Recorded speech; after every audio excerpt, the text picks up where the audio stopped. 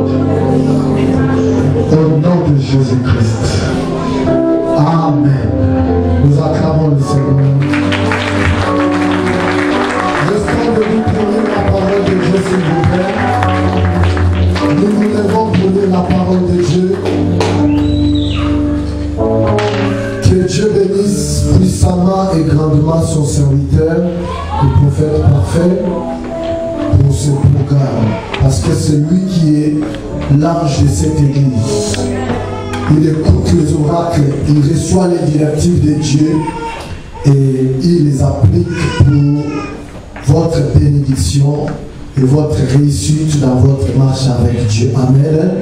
Que Dieu le bénisse abondamment. Quelqu'un peut envoyer la bénédiction chez l'homme de Dieu? Envoyez la bénédiction. Au nom de Jésus. Amen. Aujourd'hui, nous allons lire les versets 7 du livre de Job, chapitre 14. Job 14. Le mardi et jeudi, nous allons revenir dans notre chapitre ou dans notre texte du séminaire Ézéchiel 37. Mais le Seigneur m'a recommandé de nous parler aujourd'hui sur Job au chapitre 14. Je prie à tout le monde de se lever pour honorer la parole de Dieu, s'il vous plaît. Job chapitre 14. Nous sommes au verset 7 jusqu'au verset 10. Le thème de notre message est intitulé « Je serai l'image de mes pensées ». Amen. Job chapitre 14, verset 7 à 10. Écoutez ce que la Bible dit. Un arbre a de l'espérance. Quand on le coupe, il repousse. Il produit encore des rejetons. Quand sa racine a vieilli dans la terre, quand son tronc naît dans la poussière, il reverdit à l'approche de l'eau. Il pousse des branches comme une jeune plante. Mais l'homme meurt. Il perd sa force. L'homme expire. Et où est-il? Pour une meilleure audition, je réitère la lecture. Job chapitre 14, 7 à 10.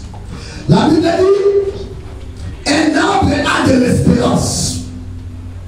Quand on le coupe, il repousse. Je ne sais pas si quelqu'un est en train de lire avec moi. Il produit encore des rejetons.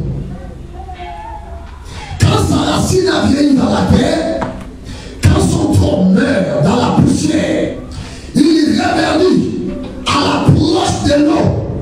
Il pousse des branches comme une jeune plante. Mais l'homme meurt et il perd sa force. L'homme expire et où est-il? J'entends quelqu'un dire amen. Encore plus fort amen. Encore très fort amen.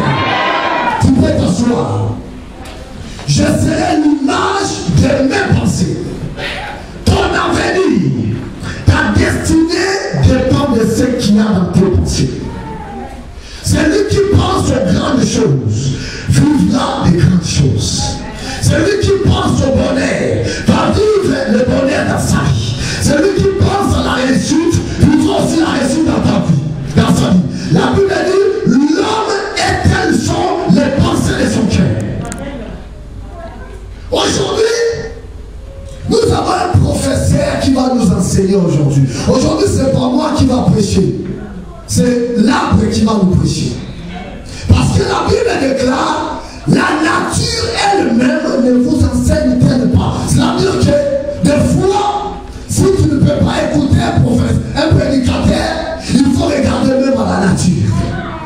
Il faut recevoir l'instruction de la nature.